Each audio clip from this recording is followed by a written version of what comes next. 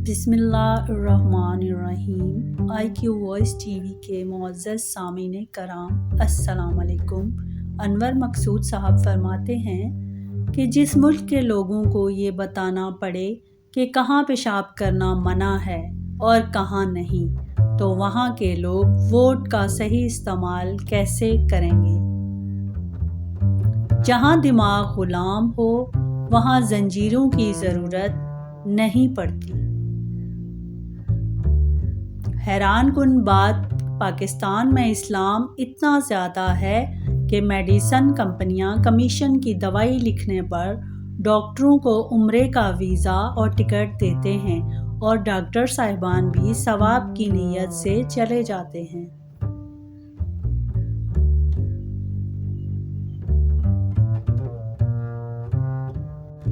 پاکستان بڑا عظیم ملک ہے۔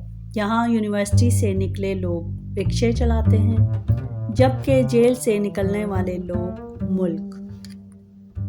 پوری دنیا میں کچرے سے بجلی بنائی جاتی ہے، واحد پاکستان ہے جس میں کچرے سے حکومت بنائی جاتی ہے۔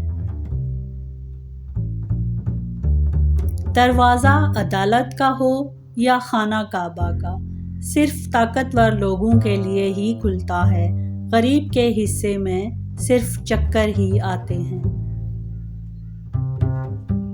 ہم جس معاشرے میں رہتے ہیں اس میں بہن کے گھر سے پانی پینا حرام ہے، بلکہ اس کا شرعی حق کھانا حلال سمجھا جاتا ہے۔ پاکستان میں کھانے کا ادب صرف سربراہوں وزیروں کو آتا ہے، وہ نہایت خاموشی سے کھاتے ہیں۔ ریاست ماں ہوتی ہے لیکن امیر کی سگی اور غریب کی ستیلی۔ ہمارے ہاں مسجد میں جوتے آگے رکھیں تو نماز نہیں ہوتی، اور اگر پیچھے رکھیں تو جوتے نہیں ہوتے۔ حاجیوں کی تعداد میں پاکستان دوسرے نمبر پر اور دنیا کی ایماندار ملکوں میں 160ویں نمبر پر آتا ہے۔ جس ملک کے چاول کرنل ہوں، سگریٹ کیپٹن اور AC/DC پنکھے ہوں، اس ملک کا سدھرنا تو مشکل ہے۔ وہاں عورت کا مرتبہ کیسے بلند ہو سکتا ہے جہاں مردوں کی لڑائیوں میں بھی ماں بہن کی گالیاں دی جاتی ہیں؟ اگر اذانوں سے فرق نہیں پڑ رہا تو 10 روپے کی چیز کو 10 روپے میں ہی بیچ کر دیکھو، شاید اللہ کو رحم آ جائے۔ ساری عمر جھوٹ بولنے والا وکیل جب جھوٹ بول بول کر تھک جاتا ہے تو اسے پھر جج بنا دیا جاتا ہے۔ سارا قصور ہی عوام کا ہے، ذرا سی مفاد کی خاطر ملک داؤ پر لگا دیتے ہیں۔ نہ ضمیر زندہ ہے نہ غیرت، پھر یہی حال ہونا ہے ملک کا۔ استعفیٰ دے کر الیکشن لڑنے والا اور ضمانت لے کر جیل بھرنے والا لیڈر نہیں مینٹل ہوتا ہے۔ جن بنگالیوں کو ہماری اسٹیبلشمنٹ 2 ٹکے کا کہتی ہے، آج ان کا 1 ٹکا ہمارے 2 روپے سے بھی زیادہ مہنگا ہے۔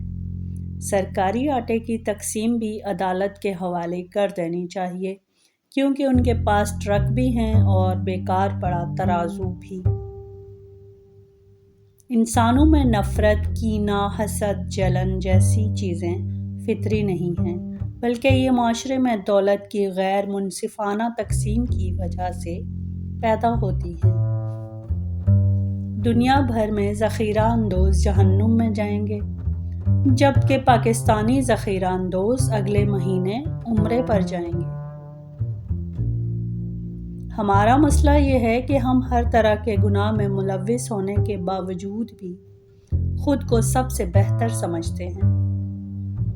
ہمارے معاشرے کا المیہ یہ بھی ہے کہ یہاں سب کو اپنی دنیا کی اور دوسروں کی آخرت کی فکر رہتی ہے۔ ترکی اور سری لنکا کی مثالیں دینے والوں پر اب وہ وقت آن پہنچا ہے کہ دنیا اب آپ کی مثالیں دے۔ جب آپ سرکاری املاک کو نقصان پہنچانے والوں کو برداشت نہیں کر سکتے تو پھر ہم سرکاری خزانے کو نقصان پہنچانے والے لٹیروں کو کیسے برداشت کر لیں؟ پاکستان دنیا کا پہلا ملک ہے جہاں پر چور عدالتوں کو سزا دینے کا سوچ رہے ہیں۔ جو لوگ ریٹائرمنٹ کے بعد ایک دن بھی اس ملک میں رہنا پسند نہیں کرتے، وہ بھی ہمیں حب الوطنی، ایمانداری اور شرپسندی کا سرٹیفکیٹ دیں گے۔ دو بھائیوں کی مختصر کہانی، ایک کو سیاست آتی نہیں اور دوسرے کی ڈرامے بازی جاتی نہیں۔ اگر گن پوائنٹ پر ہمدردیاں تبدیل ہو سکتی تو آج کشمیری سب ہندوستان کے اور فلسطینی سب اسرائیل کے حمایتی ہوتے۔ سور کھانے والے ممالک میں امن اور خوشحالی اس لیے ہے کہ وہ اپنے سوروں کو حاکم بنانے کے بجائے کھا جاتے ہیں۔ سگا بھائی جائیداد کا تھوڑا سا حصہ بھی کھا جائے تو ساری زندگی میل جول چھوڑ دیتے ہیں، اور حکمران سارا ملک لوٹ کر کھا جائے پھر بھی زندہ باد زندہ باد۔ کسی امیر کی خوشامد میں افطار پارٹی دینے سے بہتر ہے کہ کسی غریب انسان کو پورے مہینے کا راشن دے دو۔ مولوی بڑے ظالم ہیں، یہ جب چاہیں آپ سے غلط کام ثواب کی نیت سے کروا دیں اور جب چاہیں صحیح کام گناہ نکال کر روک دیں۔ مجھے زیادہ دکھ اس بات کا ہے کہ جہاں کچھ بھی مفت مل رہا ہو، لوگ اپنی جانیں بھی داؤ پر لگا دیتے ہیں، لیکن جہاں اپنی نسل کے حقوق کی بات ہو وہاں آواز بھی نہیں نکالتے۔